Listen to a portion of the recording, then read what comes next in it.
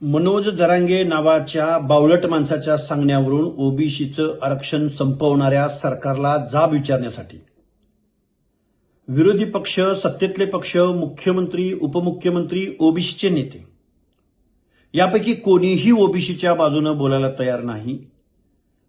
अनेक मंत्र्यांची, मुख्यमंत्र्यांची आयमाय काढली जात असताना एकही मंत्री बोलत नाही, पक्षाचा पदाधिकारी बोलत नाही.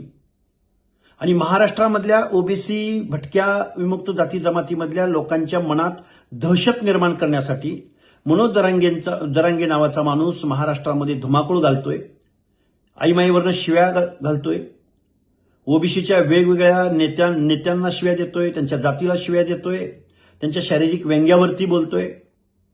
आणि या सर्व गोष्टींचा परामर्श घेण्यासाठी उद्या सकाळी 11 वाजता आपण सोलापूरमध्ये मोहोळ मार्गे मी सोलापूरला येतोय.